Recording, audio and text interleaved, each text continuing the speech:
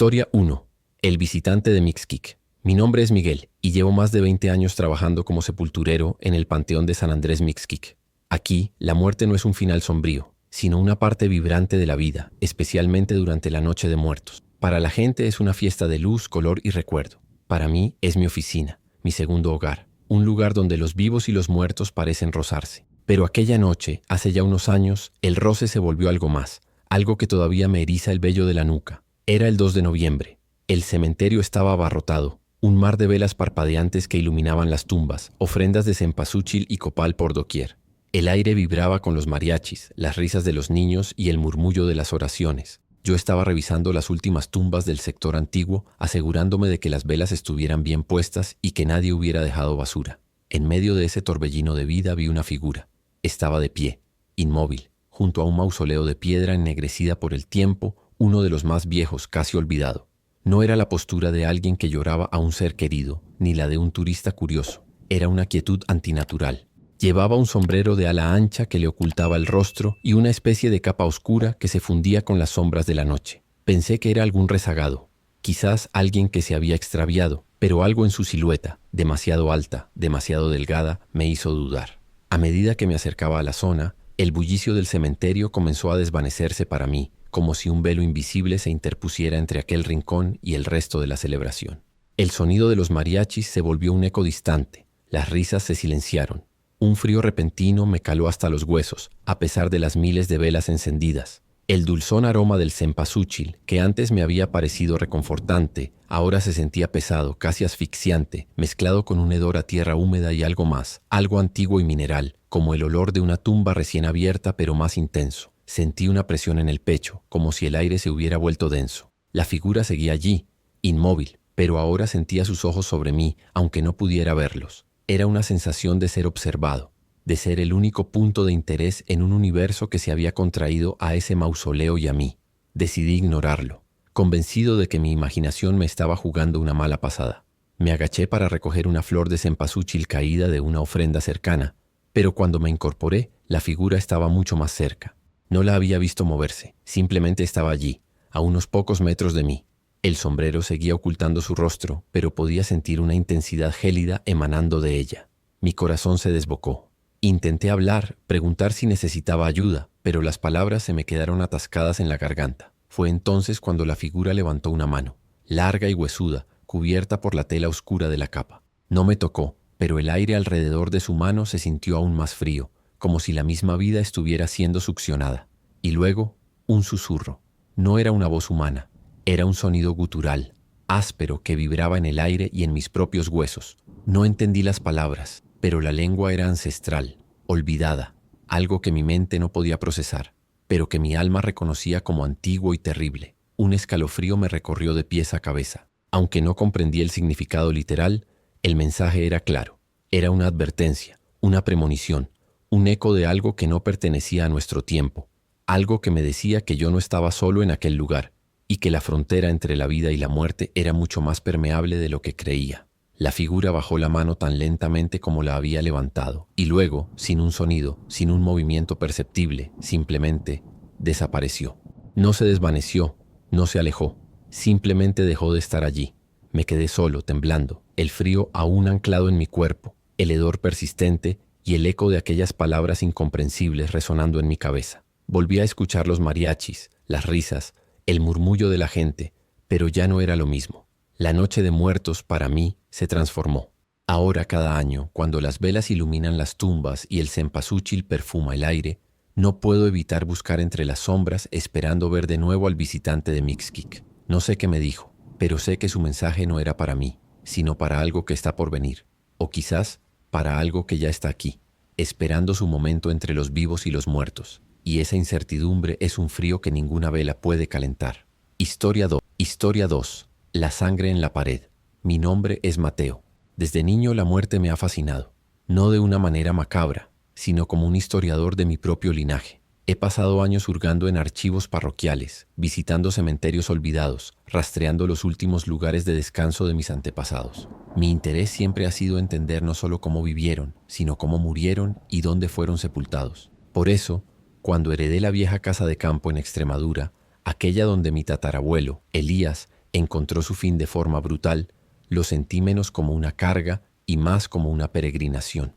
La casa, aislada y antigua, se alzaba como un monumento silencioso a un pasado violento, un pasado que, a través de sus ecos de muerte y su conexión con el destino final de Elías, me sentía impulsado a desentrañar.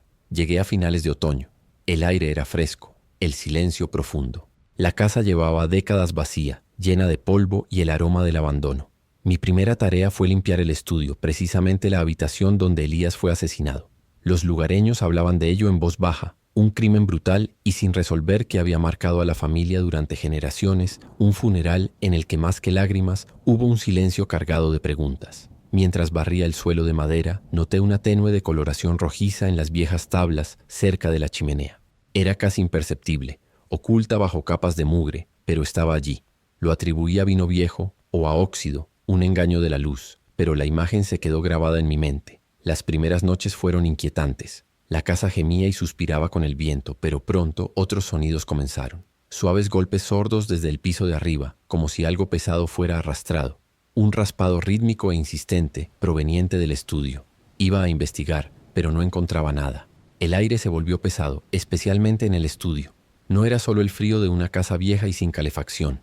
Era una frialdad profunda, penetrante, que parecía emanar de las propias paredes, un frío antinatural, como el de una cripta recién abierta. A veces captaba un tenue olor metálico, como a cobre viejo, o perturbadoramente a sangre seca, rápidamente reemplazado por el aroma a madera añeja y polvo. El silencio, antes reconfortante, se tornó opresivo, cargado de una presencia inarticulada.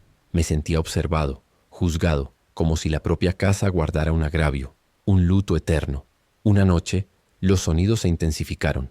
Ya no eran solo golpes sordos, era una lucha distintiva, gruñidos, respiración pesada, el inconfundible sonido de muebles volcándose, una refriega desesperada. Venía del estudio. Mi corazón martillaba contra mis costillas. Agarré un pesado atizador de hierro de la chimenea y me acerqué sigilosamente a la puerta. Los sonidos se hicieron más fuertes, más frenéticos. Empujé la puerta, mi mano temblaba. La habitación estaba a oscuras, pero un tenue resplandor fosforescente parecía emanar de la pared opuesta a la chimenea. Y allí, en la pared, nítidas e innegables, había manchas frescas y oscuras de color rojo. No solo una tenue mancha, sino vetas vívidas, de aspecto húmedo, como si alguien acabara de arrastrar una mano ensangrentada por el yeso. Mi mirada bajó al suelo, y en la luz tenue y antinatural, lo vi, la escena desarrollándose ante mis ojos. No una aparición completa, sino un cuadro fugaz y horripilante.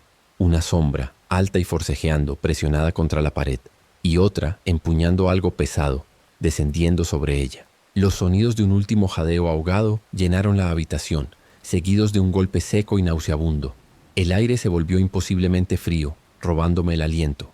El olor metálico era abrumador ahora, quemando mis fosas nasales. La sangre en la pared parecía pulsar débilmente. Eran los últimos momentos de Elías, reproduciéndose, un eco espectral de violencia. Me quedé helado, incapaz de moverme, incapaz de gritar.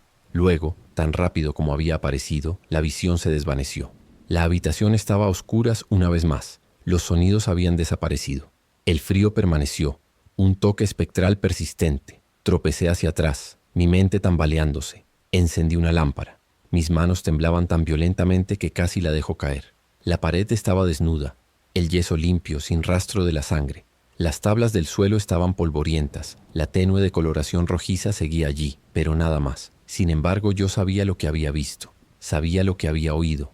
Pasé el resto de la noche acurrucado en una silla, mirando esa pared, incapaz de dormir.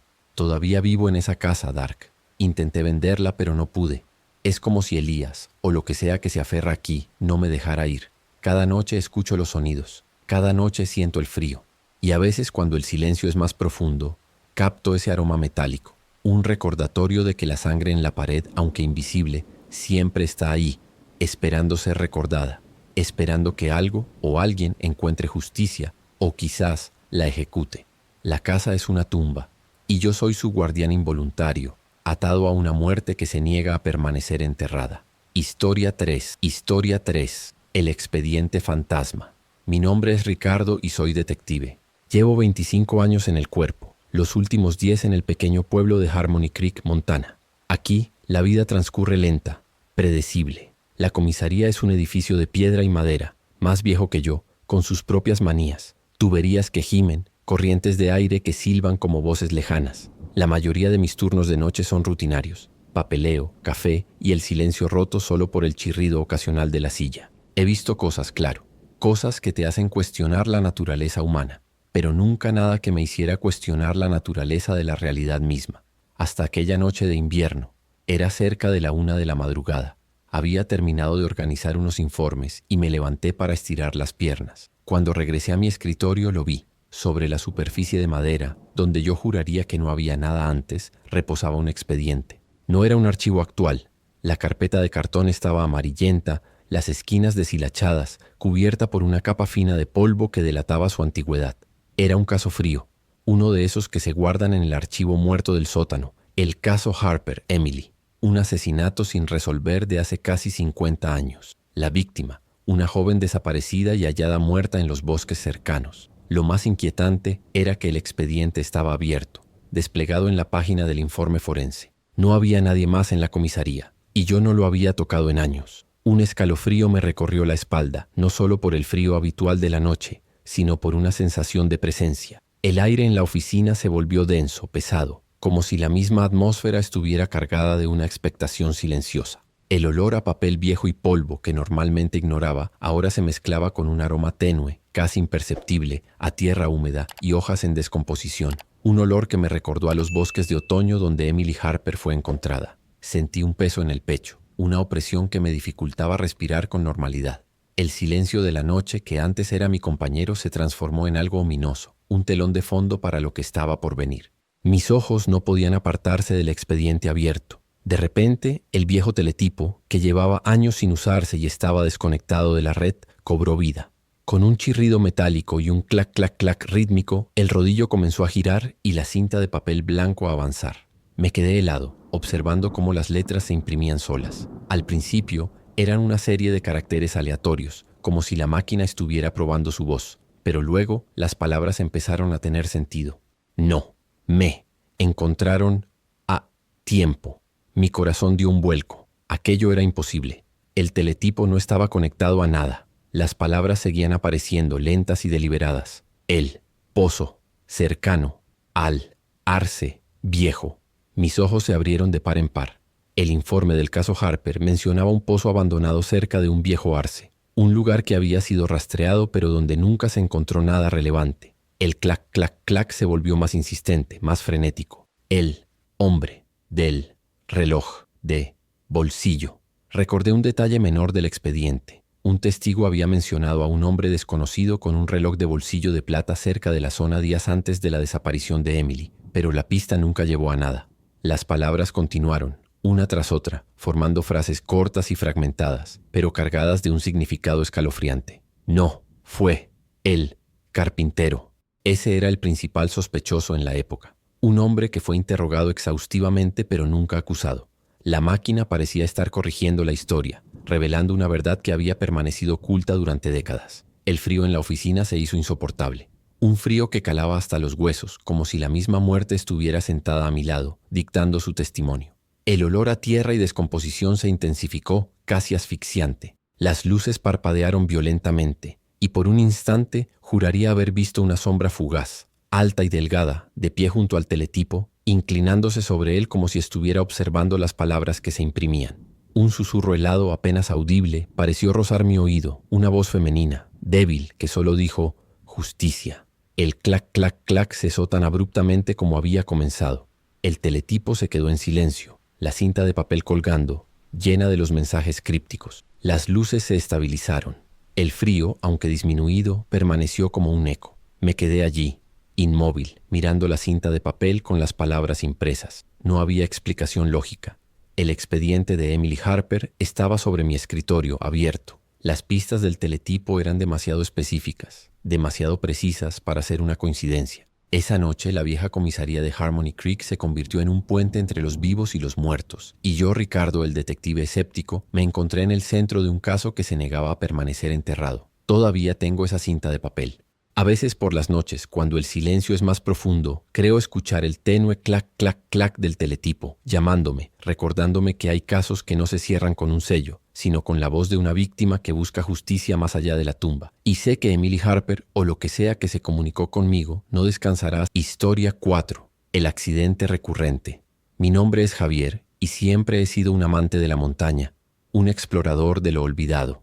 Los picos de Europa, con sus cumbres escarpadas y sus valles profundos, han sido mi santuario durante años. Pero no solo me atraen sus paisajes imponentes, también me fascinan los vestigios del pasado, las carreteras antiguas, los puentes caídos, los túneles abandonados. Hay uno en particular, en una ruta vieja que quedó en desuso hace décadas, que siempre me había llamado la atención. Los lugareños lo conocen como el Túnel del Silencio, y se rumorea que ha sido testigo de más de una tragedia, de accidentes inexplicables que se cobraron vidas sin dejar rastro claro. Para mí, era solo una curiosidad, un desafío más en mi lista de exploraciones, hasta que lo atravesé. Era una tarde de finales de otoño. El sol ya empezaba a declinar, tiñendo el cielo de naranjas y morados. La entrada del túnel era un agujero negro en la ladera de la montaña, rodeado de vegetación salvaje que lo reclamaba poco a poco. Encendí mi linterna frontal y me adentré. El aire dentro era sorprendentemente frío, mucho más que en el exterior, y olía a humedad, a tierra mojada y a algo más, algo metálico y rancio como el óxido de un viejo motor. Al principio solo escuchaba el eco de mis propios pasos y el goteo constante de agua de las filtraciones, pero a medida que avanzaba, una extraña sensación me invadió. No era solo el frío, era una bajada de temperatura repentina, como si una nevera se hubiera abierto de golpe a mi lado. Y entonces lo escuché, un murmullo. Voces distorsionadas, apenas audibles, como si estuvieran atrapadas en el propio hormigón del túnel. No pude distinguir palabras, solo el tono de la desesperación, de un miedo antiguo. El túnel se hizo más oscuro, más opresivo. El goteo del agua se volvió más rítmico, casi como un tic-tac, marcando un tiempo que no era el mío. El olor metálico se intensificó, mezclándose ahora con un tenue aroma a gasolina y a algo quemado, un hedor acre que me arañaba la garganta. Sentí un peso en el aire, una presión que me hacía difícil respirar, como si el túnel mismo estuviera contrayéndose a mi alrededor, intentando aplastarme. Las voces distorsionadas se hicieron más claras, aunque seguían siendo incomprensibles, una cacofonía de gritos ahogados y lamentos. Mi linterna, que hasta entonces había funcionado perfectamente, comenzó a parpadear, proyectando sombras danzantes y alargadas que parecían cobrar vida propia en las paredes. Cada parpadeo me dejaba en una oscuridad casi total, y en esos breves instantes juraría ver siluetas fugaces moviéndose en la penumbra, formas humanas que se desdibujaban al volver la luz. El frío se volvió insoportable, un frío que me calaba hasta los huesos, un frío de ultratumba. De repente una luz. No era mi linterna, era una luz lejana, blanca y potente, que apareció al final del túnel como unos faros. Mi corazón se disparó. ¿Un coche? ¿Cómo era posible? El túnel estaba abandonado, bloqueado en ambos extremos. La luz se acercó rápidamente, acompañada de un rugido de motor que vibraba en mis entrañas. Intenté gritar, pero mi voz se quedó atrapada. Me pegué a la pared aterrado mientras la luz se hacía más grande, más brillante. Y entonces lo vi. Un coche antiguo, un modelo de los años 70 apareció de la nada, sus faros cegándome. No era sólido, era translúcido, como hecho de luz y sombra, pero inconfundible. Dentro pude distinguir brevemente dos figuras, borrosas, gritando.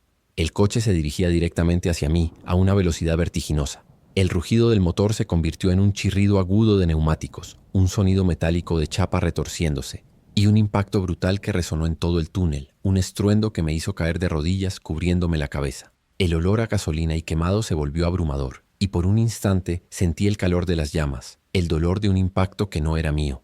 Cuando levanté la vista, todo había desaparecido.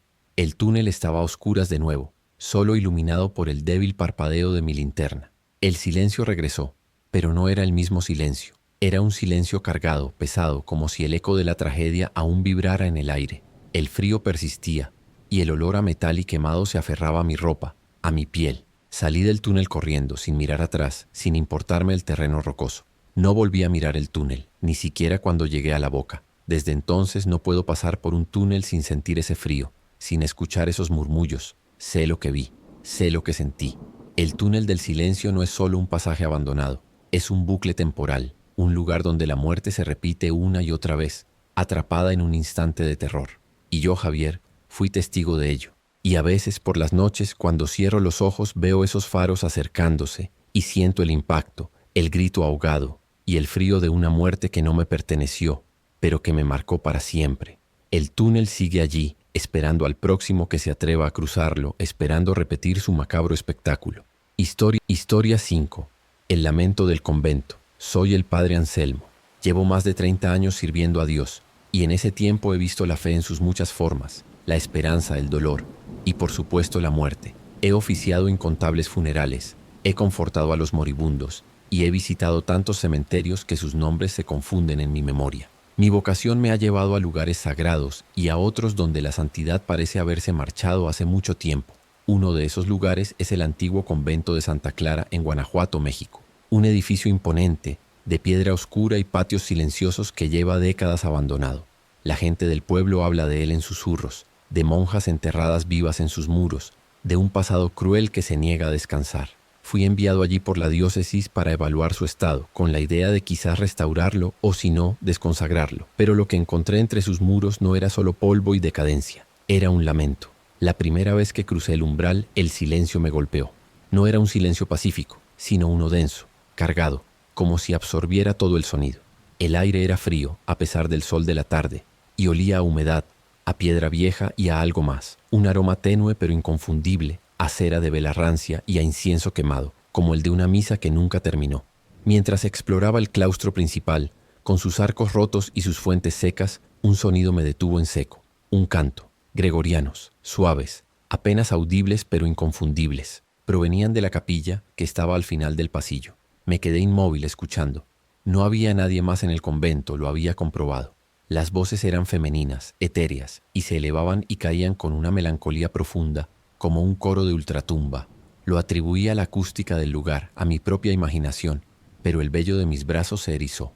A medida que me adentraba más en el convento, el frío se intensificaba, calándome hasta los huesos, un frío que no tenía nada que ver con la temperatura ambiente, sino con una presencia. El olor a incienso rancio se volvió más penetrante, mezclándose ahora con un hedor a tierra húmeda y a algo dulzón y putrefacto, un aroma que me recordó a los funerales más antiguos, a los ataúdes que se abren. El peso en el aire se hizo casi insoportable, como si una presión invisible me aplastara el pecho.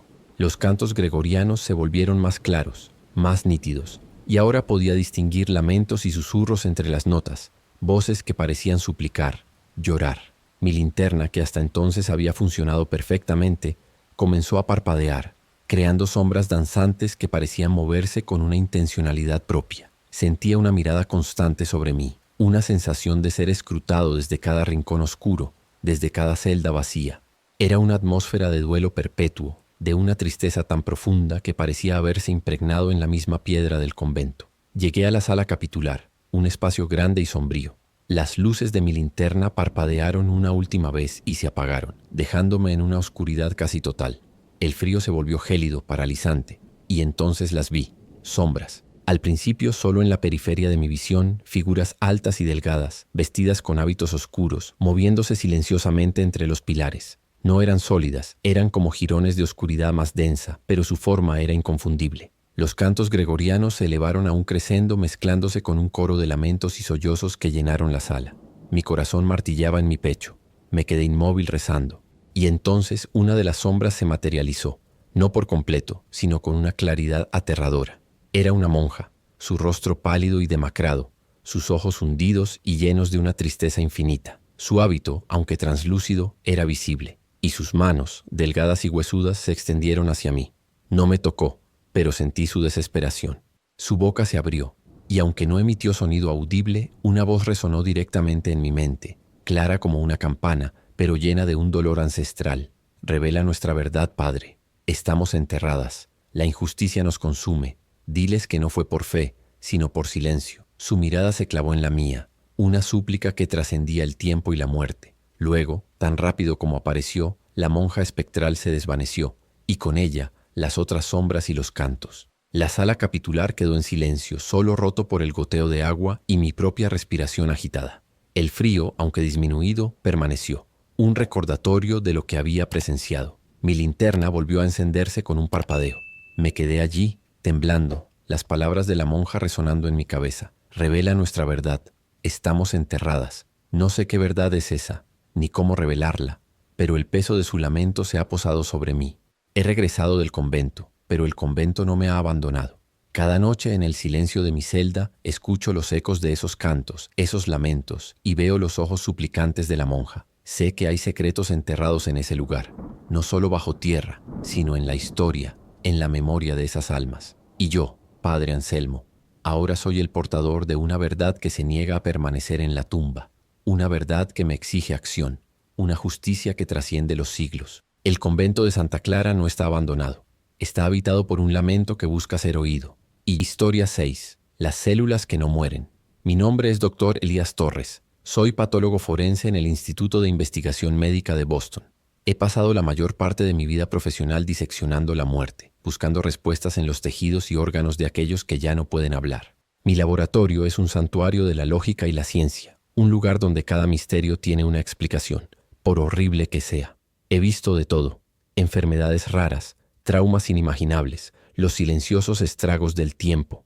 Pero hace un año un caso llegó a mi mesa que desafió toda mi formación, toda mi experiencia. Un paciente, un hombre de mediana edad, había fallecido en circunstancias misteriosas, sin causa aparente, sin traumas. Sus órganos vitales simplemente se habían detenido, como si la vida se hubiera apagado de golpe. Su cuerpo fue enviado a nuestro instituto por la rareza del deceso. Lo que descubrí bajo el microscopio me hizo cuestionar no solo la ciencia, sino la propia definición de la muerte. Era una noche fría de noviembre. El laboratorio estaba en silencio, solo roto por el zumbido constante de los equipos y el tenue goteo de un grifo en la sala de lavado. Estaba examinando muestras de tejido cerebral del paciente. Había pasado días buscando una anomalía, cualquier cosa que explicara su muerte. Y entonces lo vi. Bajo el aumento de 1000, las células neuronales, que deberían estar inertes, muertas, mostraban una actividad sutil. No era necrosis ni la descomposición habitual.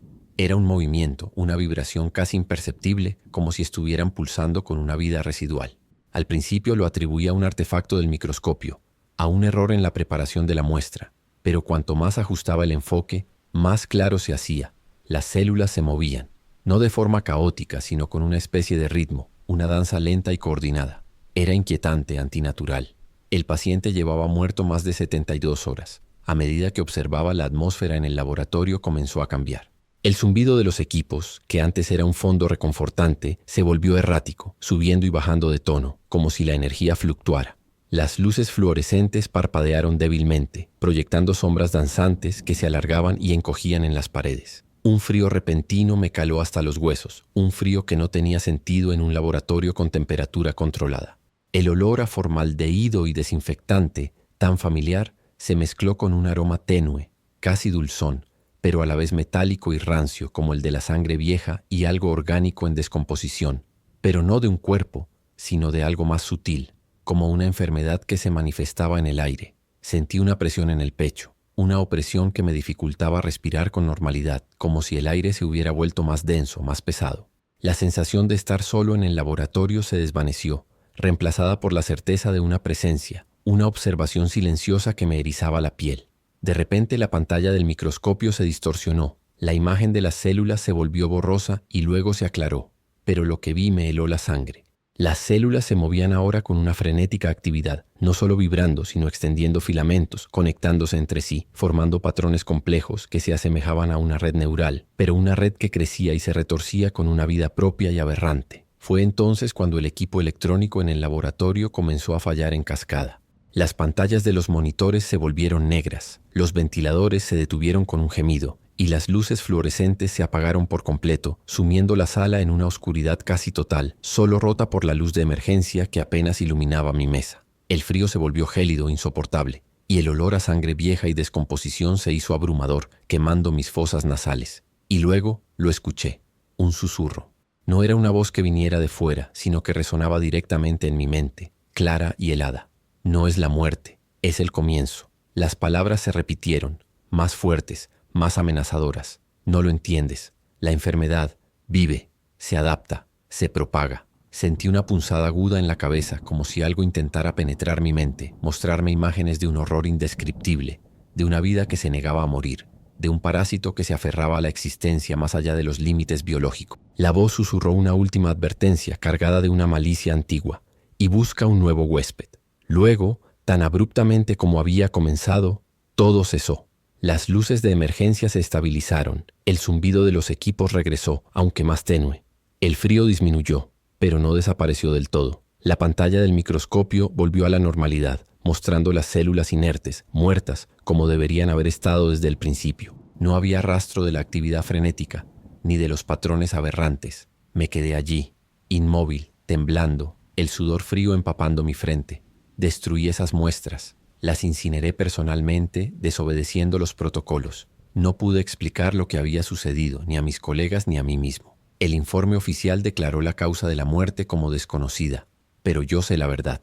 Sé que hay algo ahí fuera, una enfermedad que desafía la muerte, que se aferra a la vida de una manera que no podemos comprender. Y el miedo, Dr. Dark, es que no sabemos dónde está ahora, o a quién ha elegido como su próximo huésped. Cada vez que toco una muestra, cada vez que entro en un laboratorio, siento ese frío, ese olor, y escucho el eco de esa voz. Y me pregunto, ¿fue el paciente la víctima? ¿O solo el primer portador de algo que aún está vivo, esperando su momento para resurgir, para propagarse, para demostrar que la muerte no siempre es el final? Historia 7. Historia 7. El observador de Montjuic. Mi nombre es Daniel y durante los últimos 15 años mi apartamento en Sants ha sido mi refugio. Es un piso modesto, pero tiene una ventaja inigualable. Desde mi balcón tengo una vista panorámica del cementerio de Montjuic. Algunos dirían que es una vista lúgubre, pero a mí siempre me ha parecido una postal de paz. Las tumbas escalonadas, los mausoleos imponentes, el mar Mediterráneo de fondo. Era un paisaje que me invitaba a la reflexión, a la calma. He pasado incontables noches en ese balcón, con una copa de vino, observando las luces de la ciudad y el silencio del cementerio. Nunca me había sentido incómodo con mis vecinos de ultratumba. Al contrario, su quietud era un contrapunto a la frenética vida de Barcelona, hasta que el silencio se rompió y la quietud se volvió una amenaza. Fue hace unos meses en pleno verano. Las noches eran largas y cálidas y yo solía quedarme despierto hasta tarde. Una noche, mientras observaba el cementerio, noté algo inusual. Entre las sombras de los cipreses, cerca de una de las terrazas más antiguas, vi una figura. Era alta y delgada y se movía con una lentitud antinatural, casi como si flotara. Llevaba algo parecido a un traje oscuro, o quizás era solo la sombra de la noche. Al principio lo atribuía a un vigilante nocturno, o quizás a algún turista despistado que se había colado, pero la figura no parecía buscar nada, ni patrullar. Simplemente deambulaba sin rumbo fijo entre las lápidas y los mausoleos. La observé durante un buen rato, y luego, sin más, se desvaneció entre las sombras. Lo anoté como una rareza, algo que mi mente cansada había inventado, pero la noche siguiente y la siguiente volvió a aparecer, siempre en el mismo sector, siempre deambulando, siempre desapareciendo. A medida que las noches pasaban, la presencia de la figura comenzó a afectarme. El aire en mi balcón, que antes era fresco y agradable, se volvió frío, un frío que me calaba hasta los huesos, a pesar de las cálidas noches de verano. El olor a salitre del mar y a jazmín de los vecinos se mezcló con un aroma tenue, pero inconfundible, a tierra húmeda y a piedra antigua, como el de una tumba recién abierta, pero más intenso, más persistente. El silencio del cementerio, que antes me relajaba, se tornó opresivo, cargado de una expectativa silenciosa. Sentí un peso en el aire, una presión en el pecho, como si la misma atmósfera se hubiera vuelto densa, dificultándome la respiración. Los sonidos de la ciudad, que antes me llegaban como un murmullo lejano, ahora parecían silenciarse por completo cuando la figura aparecía, dejando solo el sonido de mi propio corazón latiendo con fuerza. Mi vista se agudizó y empecé a notar que la figura, en sus deambulares, a veces parecía detenerse y aunque no podía ver su rostro, tenía la inquietante sensación de que me estaba mirando, directamente a mí, en mi balcón. Una noche la figura no solo deambuló, se detuvo, completamente, y se giró. Lentamente, metódicamente, hasta que su silueta oscura estuvo de frente a mi edificio. No había duda, estaba mirándome. Podía sentir la intensidad de esa mirada, una presión invisible que me atravesaba el cristal del balcón. Mi corazón se desbocó. Intenté apartar la vista, pero era imposible. Estaba petrificado. Y entonces la figura comenzó a moverse, no deambulando, sino avanzando, hacia mi edificio, no por la carretera ni por la entrada del cementerio. Parecía ascender por la ladera, por los muros de piedra, con una velocidad y una ligereza que desafiaban la física. No había escaleras, no había salientes, simplemente se movía hacia arriba, como si la gravedad no existiera para ella. Las luces de la ciudad a mi alrededor parpadearon y el frío en mi balcón se volvió gélido, insoportable, como si la temperatura hubiera caído a bajo cero. El olor a tierra y a muerte era abrumador. Me arrastré hacia atrás, tropezando con una silla. La figura seguía ascendiendo cada vez más cerca. Podía verla ahora con una claridad aterradora. No tenía rostro, solo una cavidad oscura bajo el ala del sombrero, o lo que fuera que cubría su cabeza. Sus manos, largas y huesudas, se aferraban a la piedra con una fuerza invisible. Y luego llegó, a mi balcón. Se detuvo justo al otro lado de la barandilla, a menos de 1 metro de mí. Su silueta era imponente, su presencia abrumadora. Levantó una de sus manos esqueléticas y la apoyó en el cristal de la puerta de mi balcón. No hizo ruido, pero la presión en el cristal era palpable. Intentó abrirla. Pude ver el pomo girar ligeramente, como si una fuerza invisible lo estuviera forzando. Un susurro helado, sin palabras, pero lleno de una intención oscura, pareció resonar en mi mente. Una invitación, una exigencia. Era una presencia antigua, hambrienta, que había cruzado la frontera. Caí al suelo gritando. No sé cuánto tiempo estuve allí, acurrucado, con los ojos cerrados. Cuando me atreví a abrirlos, la figura había desaparecido. La puerta del balcón estaba cerrada, el pomo inmóvil. El frío seguía allí, y el olor y la opresión en el aire. Desde esa noche no he vuelto a dormir en el balcón. Cierro las cortinas, corro los estores, pongo música alta, pero sé que está ahí fuera. A veces en el silencio de la noche creo escuchar un leve raspado en el cristal o un suspiro helado que se cuela por la rendija. He intentado mudarme, pero es como si una parte de mí, o lo que sea que me busca, no me dejara ir. El cementerio de Montjuic, que antes era un paisaje de paz, ahora es una prisión. Y yo, Daniel, soy el observador observado, el que vio lo que no debía, y ahora espera, cada noche, el regreso de aquel que cruzó la frontera, el que me miró desde la tumba y me invitó a unirme a él. Y sé que, tarde o temprano, volverá a mi Historia 8, la ofrenda marina. Mi nombre es Elena. Llevo toda mi vida en este pequeño pueblo costero de Veracruz, México. Mi abuela era florista, mi madre también, y yo he seguido la tradición. Mi tienda, Flores del Mar, es más que un negocio, es una parte del alma del pueblo. Aquí, las flores no solo adornan bodas y fiestas, también son el puente entre los vivos y los muertos, especialmente para aquellos que el mar se llevó. Tenemos la costumbre de hacer ofrendas a los ahogados, pequeños altares en la playa con velas, comida y, por supuesto, flores. Es nuestra forma de recordar, de honrar a los que nunca tuvieron un funeral en tierra firme. Siempre he sentido respeto por el mar, por su poder y su misterio, pero nunca miedo, hasta que el mar, o lo que yace en él, decidió hacerme una visita. Fue una mañana de un martes, un día cualquiera.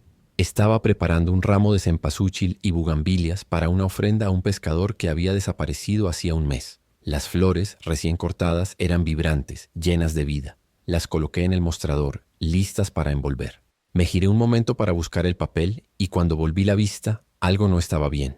Las bugambilias, que segundos antes eran de un fucsia intenso, habían perdido su brillo. Sus pétalos estaban mustios, como si llevaran días sin agua, y las hojas, antes verdes y lustrosas, se habían vuelto amarillentas, quebradizas. No era una marchitez normal, era una descomposición acelerada, antinatural. Las flores parecían haber envejecido décadas en cuestión de segundos. Lo atribuí al calor, a un lote defectuoso, pero una punzada de inquietud me recorrió. Los días siguientes el fenómeno se repitió. Cualquier flor que preparara para una ofrenda marina se marchitaba con una velocidad alarmante, a veces incluso antes de que pudiera salir de la tienda. El aire en Flores del Mar comenzó a cambiar. El aroma fresco de las flores y la brisa marina se mezcló con un olor denso, a salitre estancado, a humedad profunda, como la de un barco hundido, y a algo más, algo dulzón y putrefacto, como algas en descomposición y carne de pescado vieja. El calor habitual de Veracruz se vio interrumpido por ráfagas de frío intenso que me calaban hasta los huesos, un frío que no venía de la ventana, sino que parecía emanar del suelo, de las propias paredes de la tienda. Los sonidos del pueblo, los gritos de los niños, la música lejana se volvieron distantes, ahogados, reemplazados por un murmullo constante, como el susurro de las olas en la orilla, pero amplificado. Y a veces, un sonido gutural, como el de alguien que se ahoga, o el de algo grande moviéndose bajo el agua. Sentía una presión en el pecho, una opresión que me hacía difícil respirar, como si el mismo océano estuviera presionando contra mi tienda buscando entrar. La sensación de estar sola en el local se desvaneció, reemplazada por la certeza de una presencia, una observación silenciosa y melancólica que venía del mar. Una noche me quedé hasta tarde intentando entender qué estaba pasando. Había preparado un ramo de lirios blancos, las flores favoritas del pescador desaparecido. Las coloqué en el altar improvisado que tenía en la tienda, una pequeña mesa con una vela encendida. En cuestión de minutos, los lirios se volvieron grises, sus pétalos se desintegraron en polvo seco. El frío en la tienda se hizo gélido, insoportable. El olor a mar estancado y podredumbre era abrumador. La vela parpadeó violentamente y las sombras danzaron en las paredes, alargándose y contrayéndose. Y entonces la vi, una figura. No entró por la puerta, simplemente apareció en medio de la tienda como si se hubiera materializado del aire húmedo. Era alta y delgada, pero sus contornos eran borrosos, ondulantes, como si estuviera sumergida en el agua. Su piel parecía pálida, casi translúcida, y su cabello, largo y oscuro, se movía como algas marinas en una corriente invisible. Sus ojos, dos cuencas oscuras y profundas, me miraron con una tristeza infinita, una tristeza que parecía contener la inmensidad del océano. De su cuerpo emanaba un goteo constante de agua salada, que formaba pequeños charcos en el suelo de mi tienda. La figura extendió una mano, larga y huesuda, hacia el altar. No tenía voz, pero un pensamiento resonó en mi mente, claro y helado. No son estas las que me sirven. Necesito la flor del abismo, la que no se marchita en la oscuridad, para mi viaje final. Sentí una punzada de terror y compasión. ¿La flor del abismo? ¿Qué era eso? La figura dio un paso hacia mí y el frío se intensificó, un frío que me quemaba la piel. Su mirada, llena de una desesperación antigua, me exigía una respuesta, una ofrenda que yo no sabía cómo dar. La flor del olvido, la que crece, donde la luz no llega, resonó de nuevo en mi mente, una súplica que venía de las profundidades del mar, de una muerte que se negaba a aceptar su destino final. Luego, tan silenciosamente como había aparecido, la figura se desvaneció, disolviéndose en el aire húmedo y salado de mi tienda. La vela se apagó. El frío disminuyó, pero el olor a mar estancado y podredumbre permaneció, pegado a mi ropa, a mis muebles. Me quedé allí, temblando, rodeada de flores marchitas. Desde esa noche he buscado en libros, he preguntado a los viejos del pueblo, pero nadie conoce la flor del abismo o la flor del olvido. Las ofrendas a los ahogados siguen marchitándose en mi tienda. Y cada noche, cuando la brisa marina se cuela por mi ventana, siento ese frío, ese olor, y me pregunto, ¿qué es ese viaje final? ¿Qué busca esa figura en las profundidades? Y lo más importante, ¿qué pasará si no encuentro la flor que el mar me exige?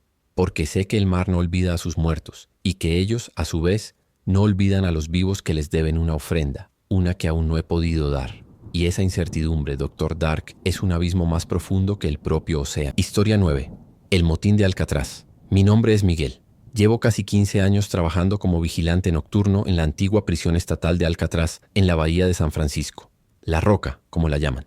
Para la mayoría es una atracción turística, un monumento a un pasado brutal. Para mí es mi lugar de trabajo, un laberinto de acero y hormigón que al caer la noche se vacía de visitantes y se llena de un silencio denso. Un silencio que con el tiempo he aprendido a escuchar. He escuchado todas las historias, claro. Los fantasmas de Al Capone, de Machine Gun Kelly, de los guardias caídos. Siempre las he tomado con un grano de sal, parte del folclore que atrae a la gente. La historia de Alcatraz es una de confinamiento, desesperación y sí, muerte. Pero nunca creí que la muerte pudiera ser tan persistente. Era una noche de otoño, con la niebla de San Francisco envolviendo la isla como un sudario.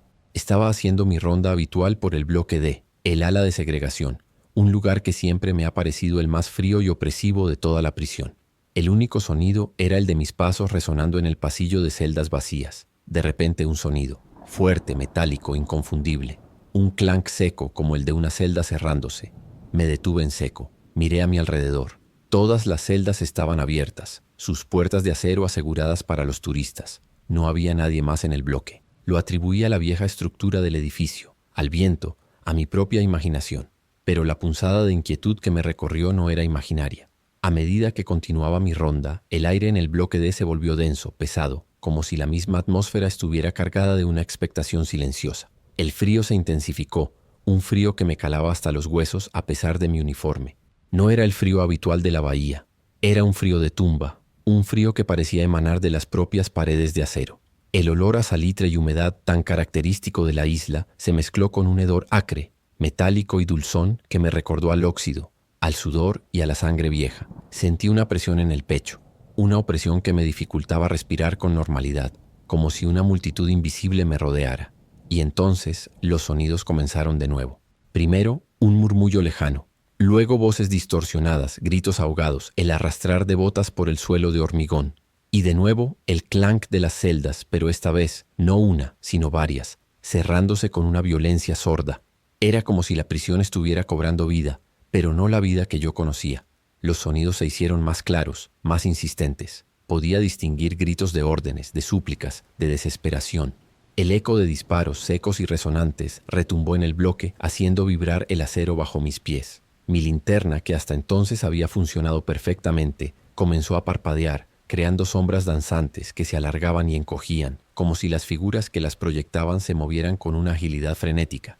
El frío se volvió insoportable, gélido, y el olor a sangre y miedo era abrumador, quemando mis fosas nasales. Me pegué a la pared, aterrado, intentando entender qué estaba pasando. Y entonces los vi. No eran sombras, eran figuras, translúcidas, etéreas, pero inconfundibles, prisioneros con sus uniformes de rayas, algunos con las cabezas vendadas, otros con expresiones de terror y rabia, y guardias con sus uniformes de antaño empuñando armas que ya no existían. No me veían. Estaban reviviendo un momento, un bucle de terror. Eran los fantasmas del famoso motín de 1946, la batalla de Alcatraz. Vi a un grupo de prisioneros intentar forzar una puerta, sus manos espectrales atravesando el metal sólido. Escuché el eco de sus maldiciones, sus gritos de libertad. Vi a un guardia caer, su figura desvaneciéndose en el suelo mientras un gemido ahogado resonaba en el aire. Las balas silbaban a mi alrededor, no físicamente, pero sentía el aire vibrar con su paso, el hush de la muerte rozándome. Estaba atrapado en medio de una masacre que había ocurrido décadas atrás, un testigo invisible de un horror que se negaba a desaparecer. Una de las figuras, un prisionero con el rostro desfigurado por la rabia, pasó a través de mí. Sentí un escalofrío helado, una punzada de dolor y desesperación que no era mía, pero que me atravesó el alma. Por un instante, juraría que sus ojos, dos cuencas oscuras y llenas de odio, se fijaron en los míos, una mirada de reproche, de condena. El ruido se volvió ensordecedor, una cacofonía de gritos, disparos, el clangor del metal y el lamento de los moribundos. El bloque D se convirtió en un infierno de espectros, en una pesadilla viviente que se repetía una y otra vez. Luego, tan abruptamente como había comenzado, todo cesó. Los gritos se acallaron, los disparos se desvanecieron, las figuras se disolvieron en el aire, dejando solo el silencio opresivo. Las luces de mi linterna se estabilizaron y el frío, aunque disminuido, permaneció. Un recordatorio gélido. Me quedé allí, temblando, el sudor frío empapando mi frente. No había explicación lógica. No había sido un truco de la mente. Lo había visto, lo había sentido. Desde esa noche el silencio de Alcatraz ya no es el mismo para mí. Cada vez que hago mi ronda por el bloque D, siento ese frío, ese olor, y escucho los ecos lejanos de los gritos. Sé que la prisión no está vacía. Está habitada por los que murieron entre sus muros, por los que lucharon y cayeron, atrapados en un bucle eterno de su último momento. Y yo, Miguel, el vigilante escéptico, ahora soy el guardián de un motín que nunca termina, un testigo forzoso de un horror que se repite cada noche, esperando quizás que alguien, algún día, les dé el descanso que nunca encontraron en vida. Y sé que en el fondo ellos siguen buscando una salida, una libertad que ni siquiera la muerte les pudo conceder. Historia 10, Historia 10. Las voces del naufragio. Mi nombre es Laura, soy de Madrid y cada verano desde hace años alquilo una pequeña casa en la costa de Cádiz. Es un lugar idílico, el Atlántico a mis pies, el sol abrasador, la brisa salada y a lo lejos la silueta majestuosa de un viejo faro que guía a los barcos. Siempre me ha fascinado el mar, su inmensidad, sus secretos. Los lugareños cuentan historias de naufragios antiguos, de barcos mercantes y pesqueros que fueron engullidos por las tormentas, de marineros que nunca regresaron a casa. Son leyendas que para mí siempre habían añadido un toque romántico y melancólico al paisaje, un recordatorio de la fuerza indomable de la naturaleza. Este verano, sin embargo, esas leyendas dejaron de ser cuentos para convertirse en una realidad fría y húmeda que se coló en mi vida. Todo empezó la segunda noche. Estaba en la terraza, disfrutando del silencio, solo roto por el murmullo de las olas. De repente lo escuché. Un sonido. No era el canto de las gaviotas ni el bramido del viento. Era un sonido etéreo, melancólico, como un coro lejano. Al principio pensé que era la sirena de algún barco, pero no tenía el tono grave y monótono. Era más musical, más humano. Y luego lo vi. Una luz, intermitente, sí, pero no era la del faro que brillaba con su ritmo constante. Esta luz era más tenue, más azulada, y aparecía y desaparecía en un punto concreto del horizonte, lejos de la costa, como si viniera de las profundidades. Lo atribuía a algún barco pesquero con problemas, o a un reflejo extraño, pero el sonido, esa especie de canto, persistía, arrullándome con una extraña melancolía. Los días que siguieron, el fenómeno se hizo más frecuente. Las luces y los cantos aparecían cada noche, siempre en el mismo lugar, siempre con la misma cadencia inquietante. La casa, que antes me parecía luminosa y acogedora, empezó a sentirse diferente. El aire se volvió frío, un frío húmedo que me calaba hasta los huesos, incluso en las noches más cálidas del verano gaditano, un frío que parecía emanar del propio mar y colarse por las rendijas de las ventanas. El olor a salitre y a brisa marina se mezcló con un hedor denso, a algas podridas, a fango y a algo metálico y rancio como el óxido de un viejo barco. El sonido de las olas, que antes me arrullaba, ahora parecía amplificarse, y entre ellas juraría escuchar susurros, lamentos, y a veces el crujido de la madera, el chirrido de cadenas. La presión en el pecho se hizo constante, una opresión que me dificultaba respirar, como si el peso del agua se posara sobre mí. Y luego empezaron a aparecer las cosas, pequeños objetos marinos. Una concha de un tipo que nunca había visto en la playa, extrañamente lisa y oscura, apareció en mi mesilla de noche. Un trozo de madera vieja, cubierta de barnaclas y de un color verdoso, apareció en el umbral de mi puerta. Una mañana encontré un trozo de red de pesca, deshilachada y cubierta de algas en el fregadero de la cocina. No había forma de que hubieran entrado. Las puertas y ventanas estaban cerradas. Era como si el mar o lo que habitaba en él estuviera dejando sus regalos en mi casa, marcando su territorio. Los cantos se hicieron más claros, más insistentes, y ahora podía distinguir palabras, aunque distorsionadas, como si se pronunciaran bajo el agua. Ven, únete, espera.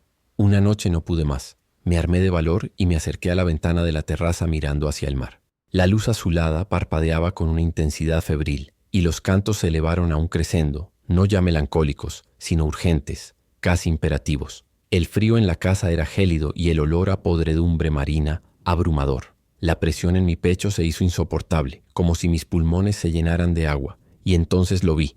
No era solo una luz, era un barco, hundido. Su silueta, translúcida y fantasmal, se elevaba desde las profundidades, sus mástiles rotos apuntando al cielo, su casco cubierto de algas luminiscentes. Era un barco antiguo, de vela, con la madera carcomida por el tiempo y el mar, y en su cubierta y flotando a su alrededor había figuras. Eran marineros, rostros pálidos, ojos hundidos y vacíos, cuerpos hinchados y cubiertos de algas, moviéndose con una lentitud antinatural, como en un ballet submarino. Sus manos largas y huesudas se extendían hacia mí, y sus bocas, abiertas en un grito silencioso, emitían los cantos que había estado escuchando, pero ahora eran más claros, más aterradores. Laura, Laura, ven con nosotros. El mar te llama, el viaje final te espera. Sus voces resonaron directamente en mi mente, una cacofonía de súplicas y promesas de un descanso eterno en las profundidades. Sentí una fuerza invisible que me tiraba hacia la ventana, una atracción irresistible hacia el mar, hacia el barco hundido, hacia esas figuras que me llamaban a unirme a su tripulación de muertos. Podía sentir el frío del agua en mi piel, el sabor salado en mi boca, la presión del abismo. Caí al suelo, lejos de la ventana, gritando. No sé cuánto tiempo estuve allí, acurrucada, con los ojos cerrados, el corazón latiéndome con una fuerza brutal. Cuando me atreví a abrirlos, el mar estaba en calma. La luz azulada había desaparecido. Los cantos se habían acallado. El frío disminuyó, pero el olor a mar muerto y podredumbre permaneció, impregnado en mi ropa, en la casa. Desde esa noche no he vuelto a mirar el mar por la noche. He cerrado las persianas, las cortinas, he puesto música a todo volumen. He intentado marcharme, pero es como si una parte de mí se hubiera quedado allí, anclada a ese lugar, a ese barco. Cada vez que escucho el sonido de las olas, siento ese frío, ese olor, y escucho los ecos lejanos de esas voces que me llaman. Sé que el barco hundido sigue ahí, y que sus tripulantes me esperan. Y a veces, cuando estoy sola, creo ver una pequeña concha en el suelo, o un trozo de madera extraña como un recordatorio. El mar, Doctor Dark, no solo se lleva vidas, también se lleva el alma, y a veces regresa por ella. Y yo, Laura, tengo la terrible sensación de que mi viaje final está cada vez más cerca. Historia 11. El tesoro del charro. Mi nombre es Ricardo. Soy el último de una rama lejana de la familia Mendoza, una estirpe que, según los viejos, arrastra una maldición.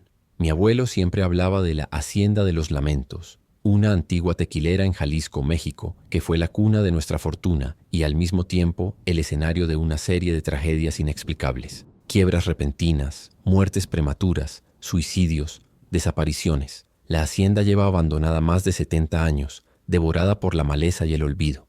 Decidí visitarla, impulsado por una mezcla de curiosidad, nostalgia y la vaga esperanza de entender algo de nuestro oscuro pasado. Quería ver con mis propios ojos el lugar donde, según las leyendas, el dolor se había arraigado en la misma tierra. Cuando llegué, el sol de Jalisco caía a plomo, pero una melancolía profunda me invadió al cruzar el portón derruido. La hacienda era una ruina majestuosa, muros de adobe desmoronados, techos caídos, patios invadidos por la vegetación. El aire era denso, pesado, cargado de polvo y de un silencio que no era paz, sino resignación. Mientras exploraba el patio principal, con sus arcos rotos y sus fuentes secas, un sonido me detuvo en seco, un lamento, suave, apenas audible, como un suspiro ahogado que el viento arrastraba entre los muros. Provenía de la antigua casona principal, que se alzaba imponente al fondo. Lo atribuía al viento colándose por las grietas, a mi propia imaginación, pero el vello de mis brazos se erizó. Era un sonido de profunda tristeza, de un dolor que parecía haber quedado atrapado en el tiempo. A medida que me adentraba en la casona, el frío se intensificaba, calándome hasta los huesos, un frío que no tenía nada que ver con la temperatura exterior, sino con una presencia. El olor a polvo y a madera podrida se mezcló ahora con un aroma tenue, pero inconfundible, a agave fermentado, a pólvora quemada y a algo dulzón y metálico, como el de la sangre seca, un hedor que me recordó a las historias de duelos y traiciones que se contaban de mi familia. El peso en el aire se hizo casi insoportable, como si una presión invisible me aplastara el pecho, dificultándome la respiración. Los lamentos se volvieron más claros, más nítidos, y ahora podía distinguir susurros entre ellos, voces que parecían suplicar, llorar, y a veces un sonido metálico, como el tintineo de espuelas de charro o el relincho ahogado de un caballo. Mi linterna, que hasta entonces había funcionado perfectamente, comenzó a parpadear, creando sombras danzantes que parecían moverse con una intencionalidad propia. Sentía una mirada constante sobre mí, una sensación de ser escrutado desde cada rincón oscuro, desde cada habitación vacía. Era una atmósfera de duelo perpetuo, de una tristeza tan profunda que parecía haberse impregnado en la misma piedra de la hacienda. Llegué a lo que debió ser el salón principal, un espacio grande y sombrío con un enorme ventanal que daba a los campos de agave. Las luces de mi linterna parpadearon una última vez y se apagaron, dejándome en una oscuridad casi total. El frío se volvió gélido, paralizante. Y entonces lo vi, una figura. Al principio solo una silueta en la penumbra, pero luego se materializó no por completo, sino con una claridad aterradora. Era un charro, vestido con su traje de gala, oscuro, con bordados de plata que brillaban tenuemente en la oscuridad. Su sombrero de ala ancha ocultaba su rostro, pero podía sentir la intensidad de su mirada, una presencia imponente y melancólica. De su figura emanaba ese olor a pólvora y sangre seca, y el tintineo de sus espuelas, aunque inaudible, resonaba en mi mente. El charro no habló con palabras, pero una voz resonó directamente en mi cabeza, grave y antigua. «Ven, te mostraré lo que nos condenó». Se giró y comenzó a andar, flotando más que caminando hacia una de las paredes del salón, una que parecía sólida. Pero al acercarse, la pared se volvió translúcida, revelando un pasadizo oculto, un túnel estrecho que descendía a la oscuridad. El charro me hizo un gesto con la cabeza invitándome a seguirle. El miedo me paralizaba, pero una fuerza irresistible me empujaba a avanzar. Descendí por el túnel. El frío se hizo insoportable, y el olor a tierra húmeda y a algo metálico se volvió abrumador. Al final del pasadizo, llegamos a una pequeña cámara subterránea, húmeda y oscura. En el centro, bajo un montículo de tierra, había un cofre de madera antigua, carcomido por el tiempo, pero con herrajes de hierro forjado.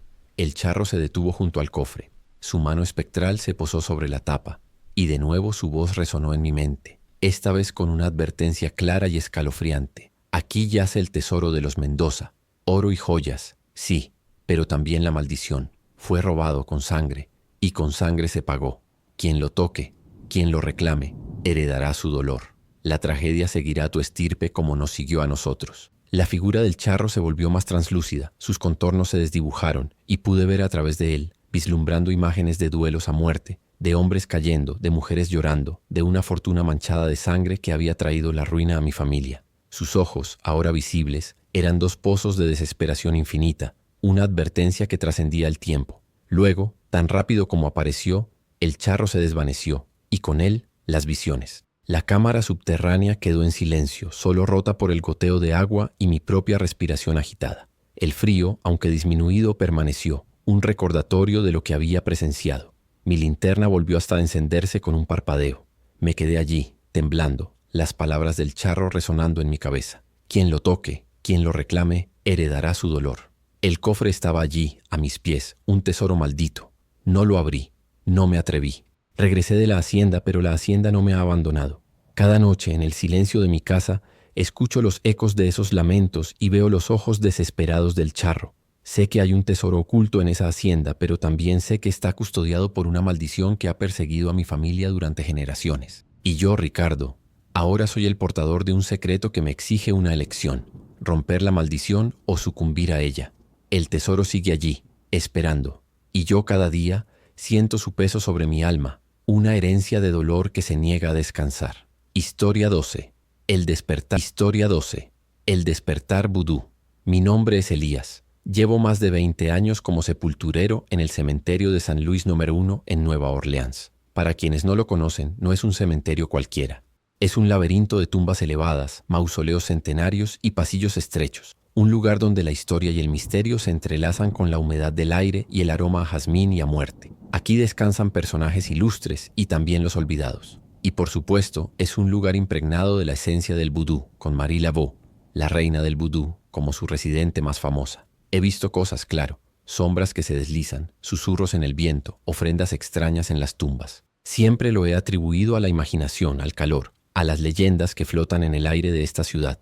Pero lo que me ocurrió hace unos meses, eso no tiene explicación posible. Estaba realizando una reparación rutinaria en una de las tumbas más antiguas, cerca de un sector poco visitado. La humedad era pegajosa, el sol se filtraba a duras penas entre los cipreses. Mientras trabajaba, mi mano rozó una tumba sin nombre, una estructura de ladrillo desmoronado, casi engullida por la maleza. No tenía lápida ni inscripciones, solo un pequeño montículo de tierra reseca, y de ella sentí un calor inusual. No era el calor del sol ni el de la tarde de Nueva Orleans. Era un calor que emanaba directamente de la piedra, un calor seco y opresivo que me quemó la palma de la mano. Me retiré de golpe, sorprendido, y entonces lo escuché. Un cántico, lejano, rítmico, con tambores y voces que no eran las de los turistas. Era un cántico vudú, inconfundible, pero venía de las profundidades del cementerio, de un lugar donde no debería haber nadie. Lo atribuía a algún grupo de curiosos o a mi propia sugestión. Pero el calor de la tumba, eso no era normal. A medida que los días pasaban, el calor de la tumba sin nombre se intensificó. Ahora, al acercarme, sentía una ola de aire caliente que me golpeaba el rostro, un calor que me asfixiaba a pesar de la brisa. El aire en ese sector del cementerio se volvió denso, pesado, cargado de una electricidad extraña. El olor a tierra húmeda y a flores marchitas se mezcló con aromas desconocidos, hierbas quemadas, especias picantes y un dulzor nauseabundo, como el de la carne en descomposición, pero más concentrado, más persistente. Los cánticos que antes eran lejanos ahora se escuchaban más cerca, más claros, con una cadencia hipnótica que se metía en mi cabeza, palabras en criollo que no entendía, pero que sentía en lo más profundo de mis huesos. El sonido de los tambores, grave y constante, parecía resonar bajo mis pies, haciendo vibrar la misma tierra. Sentía una presión en el pecho, una opresión que me dificultaba respirar, como si el propio cementerio estuviera contrayéndose a mi alrededor, y una sensación constante de ser observado, de que algo o alguien me seguía con la mirada desde las sombras de los mausoleos. La atmósfera era fúnebre, sí, pero con una energía oscura y palpable que nunca antes había experimentado. Una tarde, el calor de la tumba era insoportable. El aire vibraba. Los cánticos se habían vuelto un crescendo ensordecedor, llenando el cementerio con un ritmo frenético. El olor a hierbas y a muerte era abrumador. Mi linterna, que siempre llevo conmigo, comenzó a parpadear, y las sombras danzaron en las paredes de las tumbas, alargándose y contrayéndose con una vida propia. Y entonces la vi. No apareció de repente, sino que se materializó lentamente, como si emergiera de la tierra misma, junto a la tumba sin nombre. Era una mujer anciana, de piel oscura y arrugada, con un turbante de colores vibrantes y un vestido blanco salpicado de manchas de tierra y sangre. Llevaba collares de huesos y cuentas, y sus ojos, profundos y oscuros, me miraron con una intensidad que me heló la sangre. Era una mambo, una sacerdotisa vudú, no había duda. No abrió la boca, pero su voz resonó directamente en mi mente, clara y autoritaria, con un acento criollo inconfundible. Has despertado a lo que no debía ser despertado. Esta tumba es la prisión de un espíritu vengativo, un loas oscuro que fue encerrado por los antiguos. Su nombre es el que no debe ser pronunciado. Fue traicionado, profanado, y su ira no tiene límites. La sacerdotisa extendió una mano huesuda hacia la tumba y un rayo de luz rojiza pareció emanar de sus dedos golpeando la piedra. El calor de la tumba se intensificó hasta volverse insoportable, y la tierra a su alrededor comenzó a agrietarse, como si algo intentara salir desde abajo. El calor es su furia. Los cánticos son las voces de los que lo invocaron, ahora atrapados con él. Busca venganza, sepulturero, y tú abriste la puerta. Sus ojos se clavaron en los míos. Una advertencia, una condena. Ahora está libre, y busca a los que lo traicionaron. Pero primero se llevará a quien se atreva a interponerse en su camino. Tan rápido como había aparecido, la Mambo se desvaneció, disolviéndose en el aire caliente y denso. Los cánticos cesaron abruptamente, dejando un silencio ensordecedor. El calor de la tumba disminuyó, pero no desapareció por completo. Me quedé allí, temblando, el sudor frío empapando mi uniforme. No había explicación, no había sido un sueño. La tumba sin nombre, antes olvidada, ahora parecía palpitar con una energía oscura. Desde esa noche no he vuelto a ser el mismo. El cementerio de San Luis número 1 ya no es solo mi lugar de trabajo, es mi prisión. Cada vez que paso cerca de esa tumba siento el calor, el olor a hierbas y a muerte, y creo escuchar los susurros de los cánticos. Sé que el espíritu está despierto y que está buscando. A veces, en la oscuridad veo sombras moverse entre los mausoleos, más rápidas, más intencionales que antes, y siento una mirada constante sobre mí, una presencia que me acecha esperando el momento. La Mambo dijo que busca a los que lo traicionaron, pero que primero se llevará a quien se interpuso en su camino.